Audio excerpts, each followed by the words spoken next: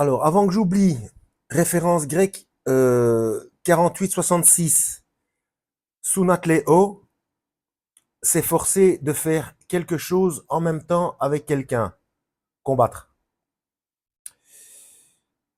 Bienvenue si vous êtes nouveau sur la chaîne. Ne vous fiez surtout pas à une seule vidéo. Allez voir mes playlists, je traite de tout un tas de sujets très différents. Nous sommes le 2 avril 2026. Donc on va parler une fois de plus de l'autorisation ou non aux femmes d'enseigner. C'est Paul qui parle.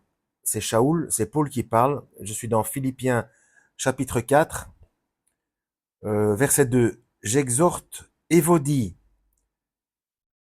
et j'exhorte Syntyche. Alors c'est Euodia qui veut dire parfumé. Donc je rappelle, les prénoms veulent toujours dire quelque chose. Hein. Si un prénom ne veut rien dire, c'est qu'on a oublié sa signification. Donc il faut aller voir dans la traduction de la langue originale pour voir ce que ça veut dire. Parce que ce n'est pas normal qu'un prénom ne veuille rien dire. Euh, et l'autre, Sintish, c'est Sintikusu, enfin je sais plus, ça veut dire avec le destin. Voilà. Donc, j'exhorte Évodie et j'exhorte Sintish à être d'un même sentiment dans le Seigneur. Et donc j'ai vérifié, ce sont deux femmes qui faisaient partie de l'assemblée, donc de l'ecclésia, de l'église, de l'assemblée et du groupe. Hein. Donc, pour ceux qui ne savent pas encore, ça n'a rien à voir avec une institution ou un bâtiment. Euh, et toi aussi, fidèle collègue, oui, je te prie de les aider, elles, donc c'est bien au féminin, toutes les deux, au pluriel, qui ont combattu sous Natléo, 48-66, qui ont combattu pour l'évangile avec moi. Alors, qui ont combattu avec l'évangile avec moi. Qu'ont-elles fait?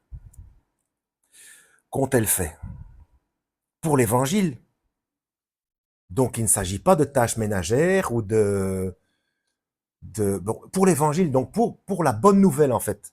La bonne nouvelle, c'est l'information qu'on a que la dette du péché a été payée par le sacrifice du Christ sur la croix. Et pour les témoins de Jéhovah, s'il vous plaît, poteau, croix ou même sur une roue, c'est le sacrifice qui compte. Voilà, c'est comme ça qu'on fait des schismes et qu'on fabrique de nouvelles religions pour des points de détail, etc. Oh, franchement, non, c'est poteau, alors boum, les autres ont tort. Non, voilà. C'est n'importe quoi, n'importe quoi. C'est le sacrifice qui compte. Bon, c'est ça la bonne nouvelle. C'est le paiement de la dette du péché par le Christ. Parce qu'on est tous voués à l'enfer. Hein. Tous. Donc, si elles ont combattu pour cette bonne nouvelle, ce n'est pas en aidant de manière matérielle ou, enfin, vous voyez ce que je veux dire. Combattre pour la bonne nouvelle, c'est l'annoncer, c'est informer. Parce que si on aide d'une manière matérielle, de quelque manière que ce soit en apportant des biens ou que ce soit en aidant physiquement à, je sais pas moi, à apporter des affaires ou ben, s'il n'y a pas l'information de l'évangile, de la bonne nouvelle. Vous voyez ce que je veux dire? Elles qui ont combattu pour l'évangile avec moi. Logiquement, c'est qu'il y a un travail d'information. Et avec Clément et mes autres compagnons d'œuvre dont les noms sont dans le livre de vie, etc., etc. Et après, c'est dommage, hein, on n'en parle plus après. Mais bref, pour ceux qui ont vu la vidéo précédente, donc il y a Paul qui interdit à la femme d'enseigner, mais là, ça ferait, je vais parler au conditionnel, ça ferait déjà deux choses contre une. Donc Paul l'interdit une fois, Par contre, il donne deux exemples de femmes qui le font, sans rappeler Déborah dans l'Ancien Testament. Bon, et puis il y en a d'autres. Hein. Et je rappelle une fois de plus que c'est le Christ, c'est le Seigneur, la parole de Dieu faite chair, qui doit servir de garde-fou, et il n'en parle pas.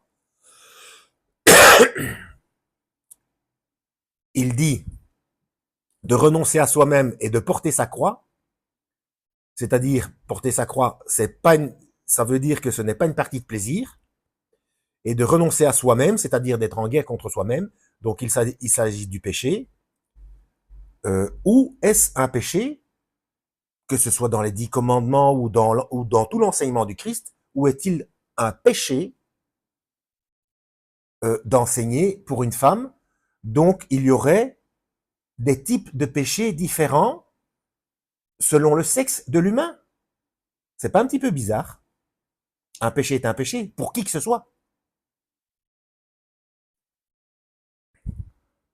Donc voilà, chapitre 4, Philippiens, verset 2 et verset 3. Donc j'exhorte Évodie et j'exhorte Céintiche à être d'un même sentiment dans le Seigneur. Et toi aussi, fidèle collègue, oui, je te prie de les aider, elles qui ont combattu pour l'évangile. Il n'y a rien de matériel où il y a pas une action physique. Combattre pour l'évangile, c'est en parler. Donc il y a annonciation. Et annoncer quelque chose, c'est l'enseigner. Voilà, c'est une information. Donc je rappelle une fois de plus que le Christ n'en parle pas. Si c'était vraiment grave et important, il en aurait parlé. Et je l'ai déjà dit, la personne qui se tait déroge à la directive d'Ézéchiel 33 et 36. C'est très très grave. Quelqu'un qui est au courant de quelque chose et qui se tait, il y a des comptes à rendre. Hein. Donc voilà, il faut le dire. Si c'était vraiment grave, le Seigneur en aurait parlé. On a tout ce qu'il faut dans les évangiles. Donc, et je rappelle que culturellement, d'ailleurs il le dit lui-même, Paul, plus haut, Philippiens chapitre 3, verset 4, moi aussi cependant, j'aurais sujet de mettre ma confiance en la chair, si quelque autre croit pouvoir se confier en la chair. Je le puis bien davantage. Moi circoncis le 8e jour, de la race d'Israël, de la tribu de Benjamin, hébreu né hébreu, quant à la loi, pharisien. Quant aux zèles, persécuteurs de l'Église, irréprochables à l'Église de la justice de la loi. Mais ces choses qui étaient pour moi des gains, je les ai regardées comme une perte à cause de Christ. Donc il avoue lui-même qu'il a été conditionné toute sa vie par le pharisianisme, quant à la loi pharisien, oui, par le pharisianisme et le judaïsme, donc voilà. Qui eux, selon quant à la loi, donc à la loi mosaïque, qui eux étaient donc la loi mosaïque qui est profondément comment dire patriarcale. Hein. Euh, alors on parle de hiérarchie quand Dieu dit il n'est pas bon que l'homme soit seul, il faudrait que je lui fasse une aide semblable à lui. Ce n'est pas une hiérarchie, c'est une complémentarité. L'un ne va pas sans l'autre, chacun a son rôle. L'un a besoin de l'autre, avec des fonctions différentes. Voilà.